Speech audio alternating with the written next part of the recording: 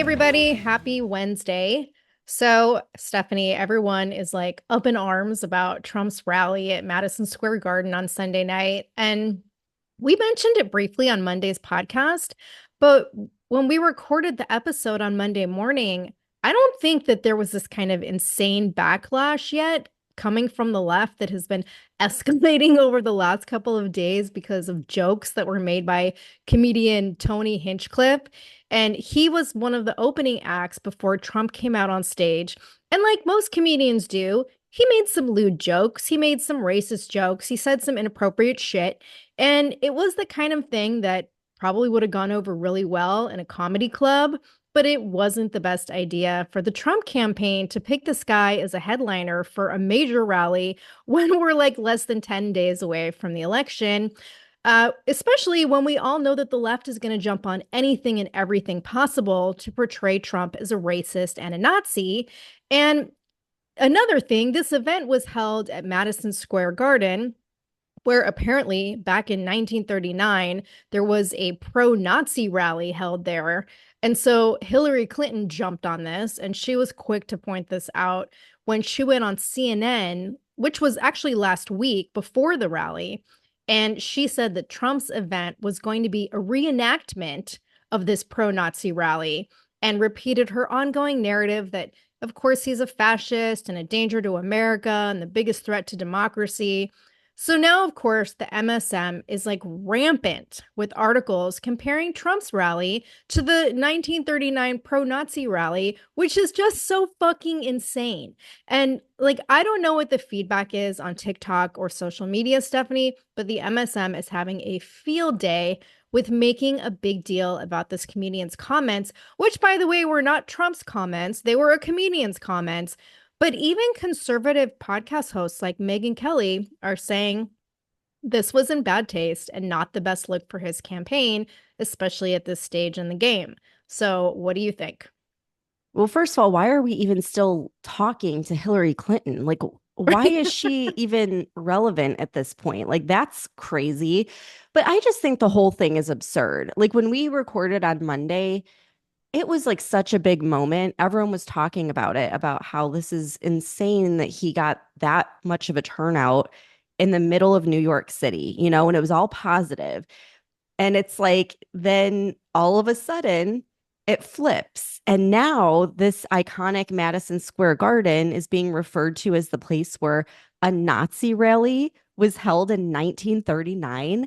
Like, how ridiculous. I mean, come on. And it's like, okay, they're calling Trump a Nazi, yet he's the most pro-Israel president we've had. He's brought peace deals to Israel and the Middle Eastern countries. His daughter is Jewish, and so are her children. Like, it's so ridiculous. And meanwhile, it's the left that's allowed this anti-Semitism to run rampant on college campuses that leave Jewish students feeling unsafe when they're walking on their own college campus, but then they have the audacity to compare Trump to Hitler. Like, it's just so absurd. And you would think they would just stay away from that topic, considering they've been basically promoting anti Semitism, but no. And it's like, this is the same hate fueled rhetoric that caused not one, but two assassination attempts on his life. Like, I'm just, I'm blown away, but I'm not at the same time because this is the bullshit that the media and the Democrats do. And I was thinking about it. I'm like, you know what? Just let them run wild with the whole tired Nazi accusations because people are sick of this shit. And I think it's turning people away from the left. And when you look at like the numbers, the Trump campaign estimates that there were upwards of 200,000 people in New York to attend the rally. So they looked at like cell phone pings, which showed over 90,000 people outside of Madison Square Garden, like as the rally was taking place. So they were watching from local bars and things like that. And it's just a historical moment for a Republican president to get that kind of reception in blue New York City is like unheard of. And so the Democrats are losing their minds. And I think that's what it's really about. But it's like, remember when Biden called half of America domestic terrorists? and radical extremists. Like, this is exactly what the Democrats are trying to say about this rally. They're comparing it to a pro Nazi rally. So they're essentially saying that everyone that was there is a radical extremist.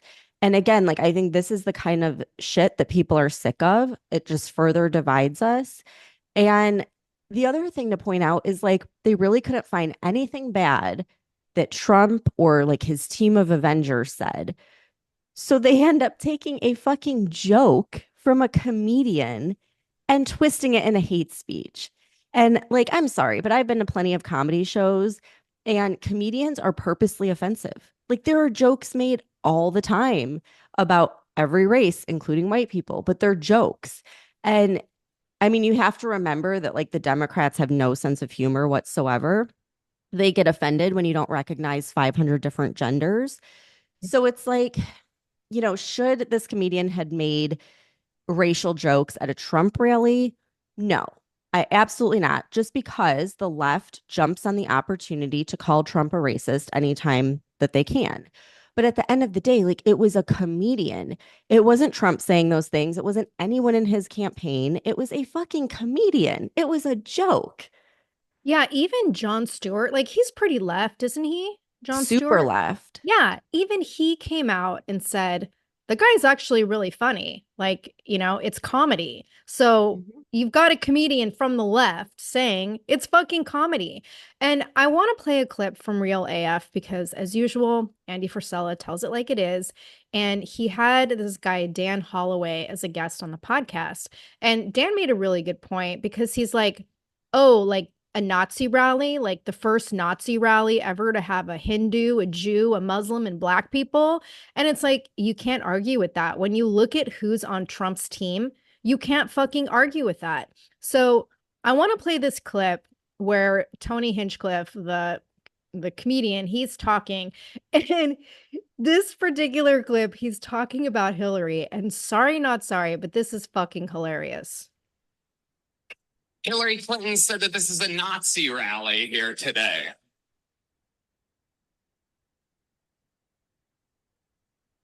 Can you believe that? For the most anti-war president of my entire lifetime, and she calls him Hitler.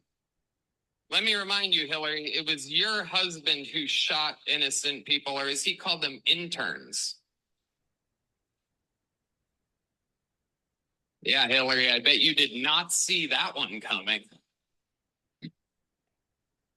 By the way, if I commit suicide in 3 weeks, I didn't.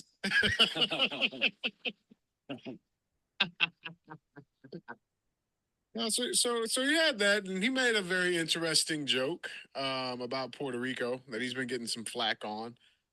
He called Puerto Rico a floating pile of garbage. That's because it actually is not.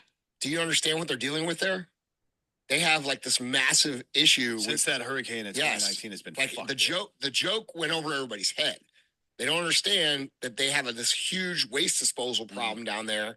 That's the fucking joke. The joke wasn't like, oh, Puerto Rico's a piece of shit. It was the fucking what. Like, people are so ignorant to world issues that they don't even know what the fuck he was talking about. Dennis Miller used to run into this problem all the time. He told highbrow jokes. Yeah. And people were like, what the fuck are you talking about? Yeah. Like, well, just read a fucking newspaper. No shit. You know what I'm saying? People are super butthurt about that one. Though. Super butthurt. Man, they are. The Puerto Rican. We've been making fun of Puerto Rican. They didn't care anything about him saying that he was going to carve watermelon up with the black guy. Did you see that? No, it's fucking hilarious. Well, I mean, it's crazy because, like, obviously the Kamala campaign wanted to jump in on this. A tweet went out. Says, Governor Walz and at AOC react to this clip. When you have some a-hole calling Puerto Rico floating garbage, know that that's what they think about you. It's what they think about anyone who makes less money than them. I want every Puerto Rican in Philadelphia and Reading and across the country to see this clip. What did the money part have to do with that? I don't know. Well, it's projection, because that's what they think about you. Right. The fucking deplorables. Well, by the way, is it only Puerto Ricans in Philadelphia and Reading, Pennsylvania that matter?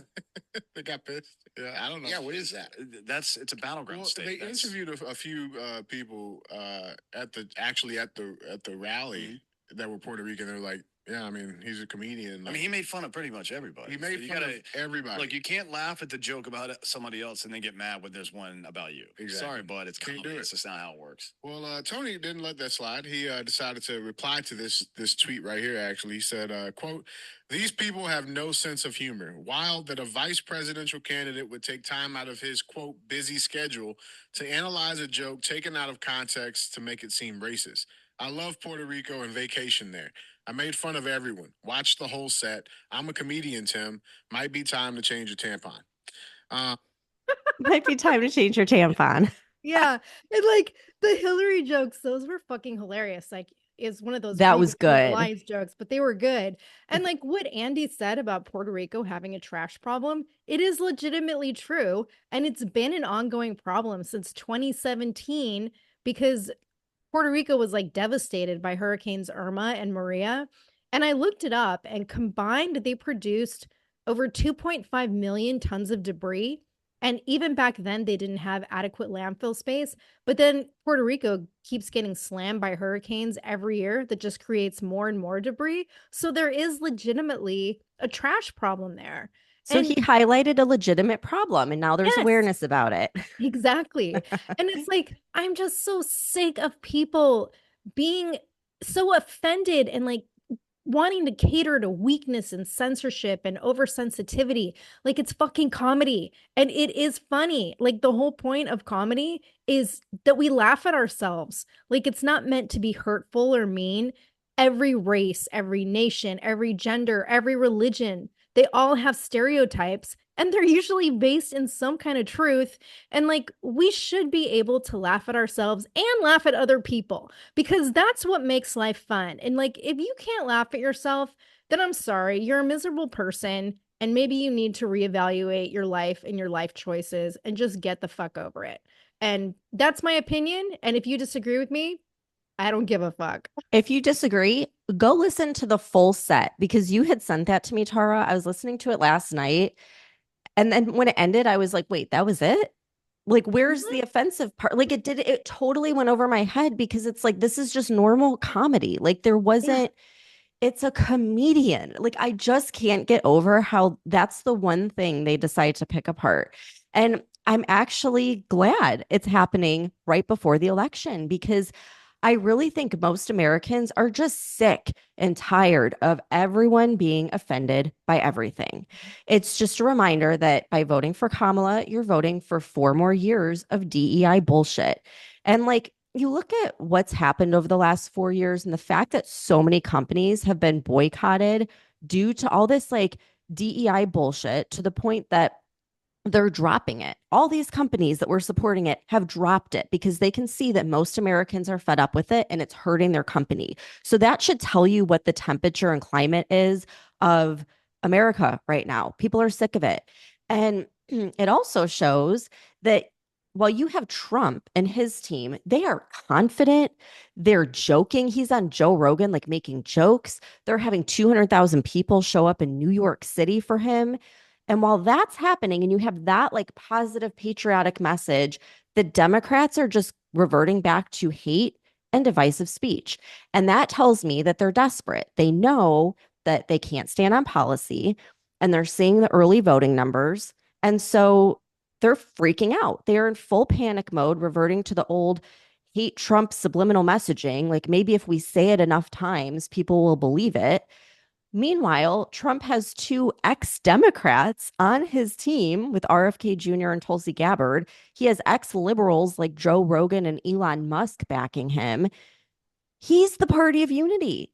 And the Democrats are clearly showing that they're the party of hate and division. So again, like, I think it's actually a good thing that's happening, because as we've seen, every time they try to get Trump, he soars in popularity. So it's great to happen right before the election.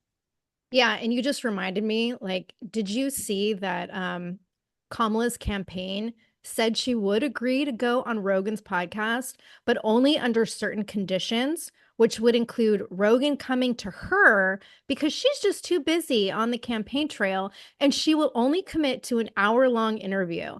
And like, good on Rogan because he denied her request, but guess who he's going to interview instead?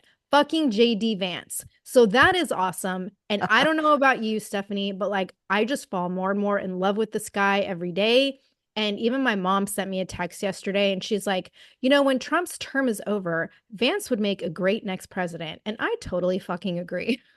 He really has like won me over. I mean, I really didn't know much about him, but he is so good and he will go on networks like CNN and he'll be so friendly and likable while at the same time making them look like total idiots because he points this shit out, how they take a story and completely twist it. So that's amazing. And it's like, how stupid of Kamala. Like Joe Rogan does not need Kamala Harris. Right. Kamala Harris needs Joe Rogan. And so, yeah, like good on him. I'm glad. And I think like the whole backlash about this is now being redirected back at the left because old man Biden called Trump supporters garbage in an interview that he did with CNN yesterday. So I want to play this clip from Sky News Australia. Joe Biden has been blasted online after calling Trump supporters garbage during a CNN interview. In Puerto Rico, where I'm in my home state of Delaware, they're good, decent, honorable people. The only garbage I see floating out there is his supporters. His demonization of is unconscionable, and it's un-American. Commentators blasted the president, with this commentator saying, over 74 million Americans voted for Donald Trump in the last election. In a virtual event in support of Kamala Harris, Joe Biden called Trump supporters garbage. When you go to vote, remember this. And this commentator was in shock, saying, did he just call Trump supporters garbage? The offensive remark came immediately after Kamala Harris gave one of the biggest speeches of her career. Her closing. Okay, so like this is to me, this is fucking hilarious. Precious. I know. The word it's like this is fucking precious, right? The timing of this whole thing. Because when Biden made this comment, Kamala was in DC to give her closing argument speech last night, which of course was the same rhetoric about Trump being unhinged and divisive and a tyrant who wants unchecked power. And if he gets elected, you know, his highest priority is going to be to free the violent January 6 extremists. And his plan for America is to create more chaos and division. But she's offering a different path. And she said, we have to stop pointing fingers and start locking arms. And then it comes out that Biden made this comment during an event for her campaign. So the timing is laughably glorious, in my opinion. It is glorious. Like that is the perfect word. Like you can't make this shit up. So this morning when I was getting ready, I actually listened to this part of the speech where she's talking about uniting and stopping the division. And I spit my coffee out because I'm like, are you kidding? This is one day like after, right? When they're calling Trump a fascist Nazi. And now it's like, oh, unity and division. It's like, what is going on in her campaign? Why can't they just stick to a freaking story? And aside from Biden, like Tim Walz gave a whole speech too about comparing Trump to Hitler and like the Nazi rally. And then she goes to DC to preach unity. Like it's so fucking outrageous. Everything that comes out of her mouth is one big contradiction. And I think that's why she cannot step away from her story of growing up in the middle class, because every time she goes off script, it's just a disaster. And then on top of that, she had pro-Palestinians in the crowd chanting "Killer Kamala" as she's trying to paint this picture of unity. Oh, and then the other thing that I was going to tell you is on TikTok, were people in DC walking the streets and they're like, so Kamala's rally's right over there. And they're like, and look, it's what is right here. And there was a whole city street lined with buses. And they looked at cell phone pings, and like almost all of these people were bused from Atlanta, Georgia. And then you had like 6,000 that came from California. That's who showed up to her rally. So she probably paid most of those people that came on buses. Well, I don't know if you saw this, but on Monday, she was in Michigan and she was doing a rally. And it was so cringy because she's like talking and the crowd is chanting, Kamala, Kamala, Kamala. And she goes, now I want you all to shout out your own name. do that. And like the crowd fell silent because nobody knew what to do. And it was like this so fucking awkward. And she starts like maniacally laughing. And she's like, it's about all of us. I mean, it was so awkward and cringy. And it's like, this is the woman that's running for president of the She's United like the States. cringiest person ever. And this is why another reason why I think that they pay people to go to these rallies, because remember when I was talking about it was the Beyonce one where the crowd started chanting Donald Trump, Donald Trump. And so when you look at the camera of like what she sees looking at, you can plainly tell people are chanting Donald Trump. But then clips that they're showing are facing Kamala, and the people behind her are going, Kamala, Kamala, like trying to make it sound like they're chanting Kamala instead of Donald Trump. And I'm like, are they paying them? Do they have a big teleprompter for the people behind her? It's just so bad. It really is. Well, like speaking of Trump, he was in the middle of his own rally in Pennsylvania when all this shit went down. And like this was live. He was on stage. He gets handed a note and like told about Biden's comment. And I would play the clip, but the crowd is like going wild in the background. Like he says, he reads what's on the note. And the crowd starts chanting, USA, USA, USA. And it's like, I don't know why we have trouble. We can't play clips where there's people cheering in the background. But basically, when he told what Biden had said, his response, like, first, he reminded everyone how Hillary called Trump supporters deplorables and irredeemable. And he said he thinks calling the American people garbage is worse. And then he said about Biden, he said, quote, he doesn't know. You have to please forgive him. Please forgive him, for he not knoweth what he said. He really doesn't know. Like, honestly, he doesn't, end quote. And the whole time the crowd is going fucking wild. It was so awesome. See, this is what Rogan's talking about. Like he's a comedian. He said that on the fly. Like it's just Yeah. hilarious. I mean, Yeah. at least he And can of laugh course, about it. I love that about him. And like, what would Kamala have done? Just started maniacally laughing with nothing to say, right? Yep. And so, of course, the left had to immediately try to step in and do damage control for Biden because remember last week, he said Trump needs to be locked up. And then he had to like backtrack and clarify that he meant, oh, politically lock him up, not really lock him up.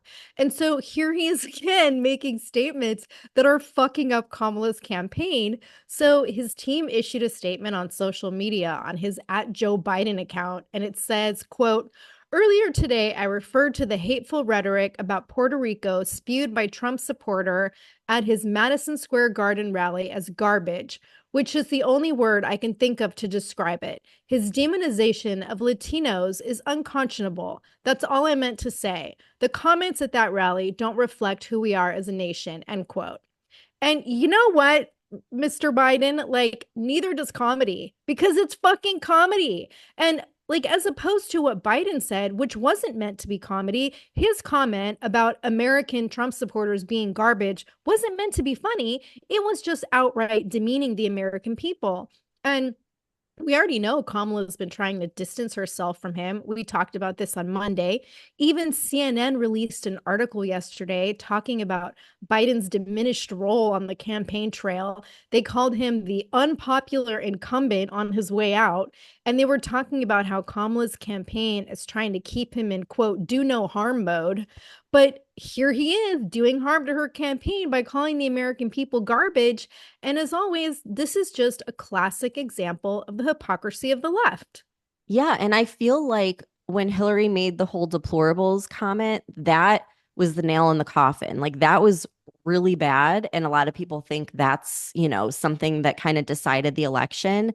So, yeah, this happening now is the worst timing for them. And that's why I think it's so beautiful. Let them continue to go after Trump because it is hurting them big time. Yeah, exactly.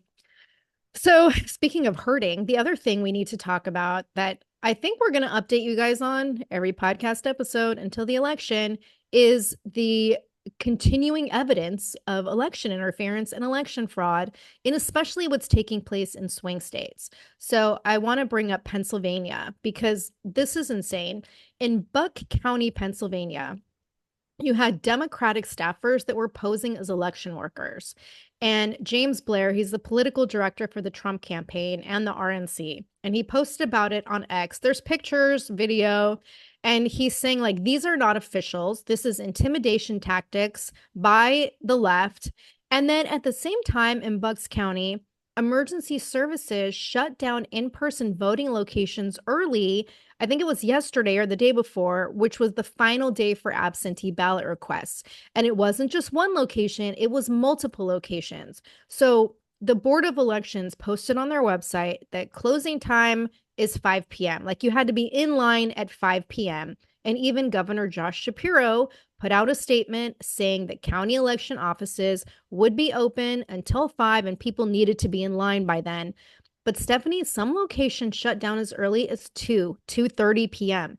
And the county's justifying it because they're saying there was such a high demand for picking up in-person mail-in ballots that this contributed to long wait times. So in order to make sure that they can process all the applications by the end of the day, they had to stop accepting applications before the posted closing time.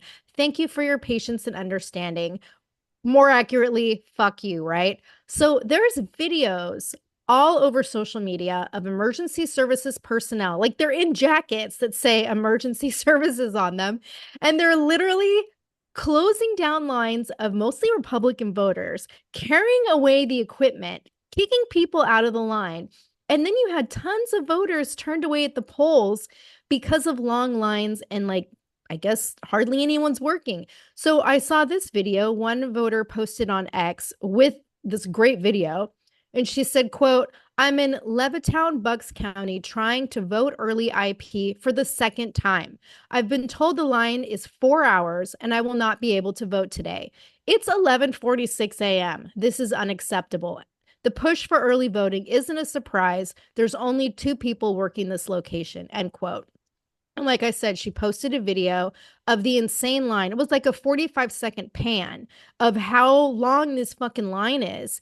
And there's also, like, there was a piece of paper stuck on a post at the front of the line that said, quote, "If you decide to wait, there is no guarantee that you will be seen today. Sorry for the inconvenience," end quote.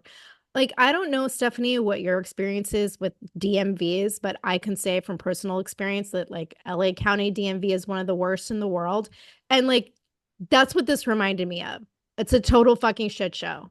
Yeah. And this is like the most important state in terms of the election. I saw on social media, they showed one woman being taken away in handcuffs. And people that were in line were saying she tried standing up for everyone and saying, "This is illegal. You can't do this. You have to let us stay until, we all get our paperwork processed." And they arrested her and, like, removed her from the facility. It's crazy. But you know what blows my mind? It's like before the 2020 election, there was this thing called Election Day. And it was one day where everyone had to go in person and show their ID and vote. Unless you were, like, overseas or something, you had to do that. And yeah, there were lines, but everyone got to cast their vote. And before we went to bed, we knew the winner. And now it's like you have all of this time for early voting, mail-in ballots, and normal voting, yet they still can't process everyone. And then you have Arizona that's already saying, oh, it's going to be at least 10 to 13 days before we know the result. Like, how is it that with today's technology coupled with early voting, they still can't give us an answer on election day? Like, is it just me or is this not normal? It's fraud. It is, because prior to 2020, it didn't happen. It did not happen. And so I want to play a clip of Jesse Waters, and he's covering all the shenanigans going on in Georgia. So listen to this.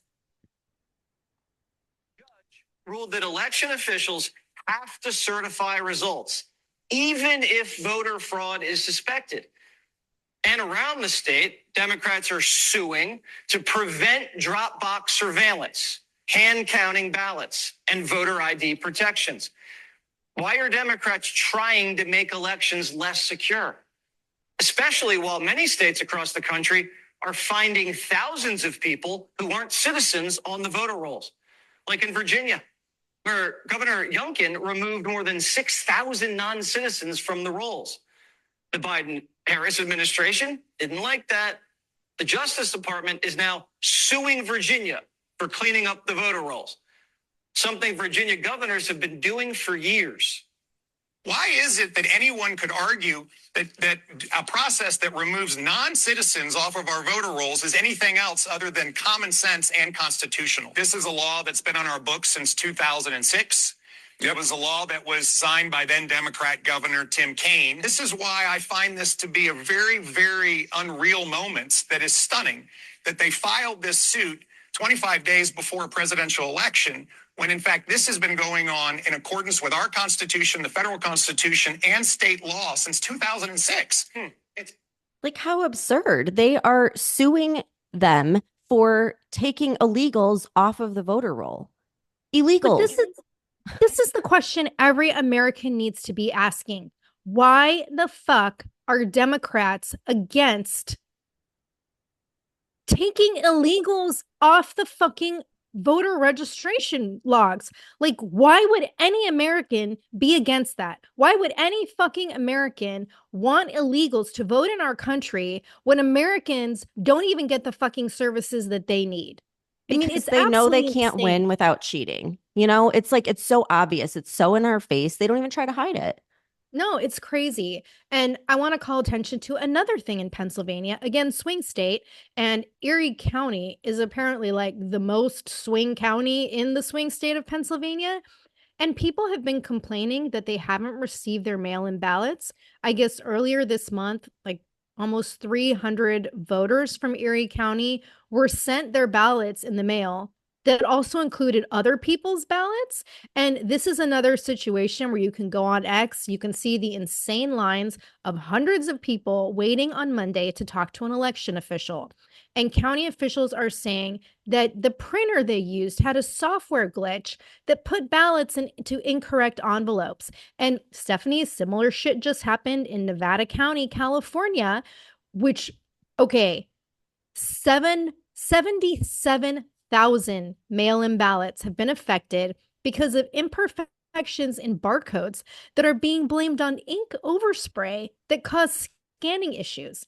77,000 ballots. So the machines that were not properly reading these ballots, so how many of them are going to be null and void? I mean, it's fucking California. We already know they're going to vote Democrat anyway, but it's just insane. And like, going back to what you said earlier, this is why mail-in voting and using voting machines is problematic. And we need to get back to old-fashioned voting procedures where you go to your polling place on fucking election day and you show your legitimate government-issued ID, and they have that giant book that's divided into, you know, A through F and F through K, and you stand in that little line and they find you in your address and they verify it against your government issued ID and they cross you off, and then you go into the little booth with the curtain and you do the stupid punch hole thing instead of putting shit through a computer, and you mark everything and it's recorded by fucking humans and not machines, and then you know the fucking answer by the end of the night.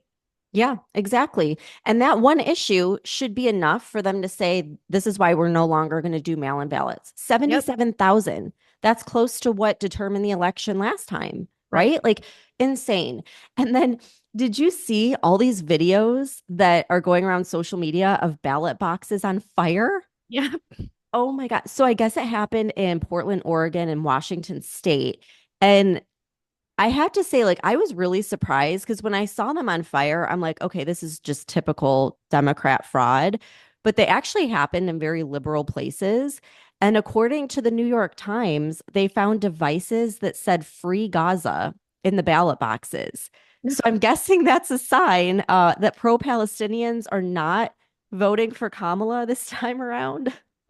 Yeah, and I was going to mention something Aaron had sent to me, because the area of Washington that we both used to live in was kind of a more conservative area of Washington, but right across the bay from crazy psycho Seattle. And there's this town called Port Townsend, which is just the coolest little Victorian town, but it's also incredibly liberal. But they just had this like huge Trump rally there and all of these Republican supporters. And so you're seeing this shift in areas of Washington that were normally or previously very liberal. So I don't think that's going to change voting in the state for this election, but at least it's showing that people are fucking fed up. Yeah, I think we're going to see a lot of, I don't know, interesting things this time around, but you never know because there's so much fraud. I don't know that they'll allow it. Yeah. But anyway, so, I also wanted to point this out.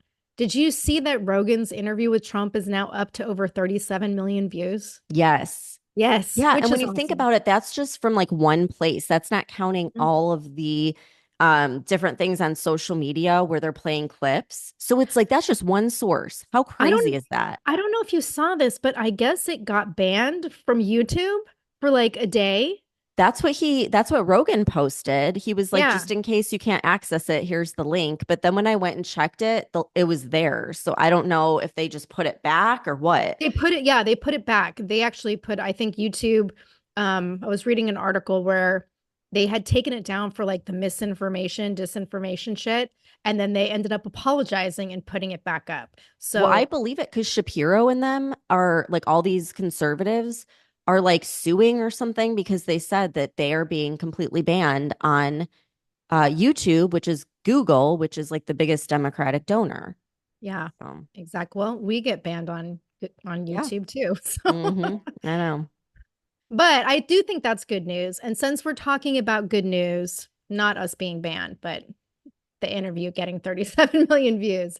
But since we do try to end on a good news note. Let's end this podcast on some more good news, which is that Steve Bannon was released from prison yesterday after being there for 4 months.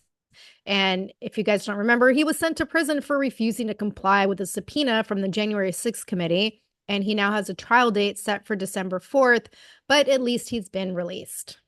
Yeah, so I have a clip of him talking about his release, and I thought it ties in perfectly with today's episode. So listen to this. Been empowered by my 4 months at Danbury Federal Prison. So Nancy Pelosi, suck on that. Kamala Harris and Merrick Garland thought they were going to do two things. Number one, they were going to shut down the war room and not have that as a voice for the grassroots movement of MAGA in this country. And number two, break me. Well, I think you can see today I'm far from broken. Why was it empowered? Because I was able to listen, to observe, and to learn from working class minorities, young African-American men and Hispanic men, and yes, Puerto Rican men, about what their lives are and what the queen of mass incarcerations, which is what they believe that Kamala Harris is. So I thought that was just perfect because it's so true. She is the queen of mass incarceration. Oh, yeah. And great for him to point that out right before people go and vote. Yes. Okay. So how many days is it now? What's today? The 30th? Yeah. Oh my gosh. Less than a week. Yes. Crazy. Okay. Well, we'll keep everyone posted because they keep saying we're going to know before. Well, people on the right are saying we're going to know before. Of course, the Democrats are saying we're never going to know. We don't know. Maybe 10 days, maybe 1,000 days. Who knows? We'll keep everyone posted. So thanks for tuning in. I hope everyone has a happy Halloween, and we'll see you back here on Monday.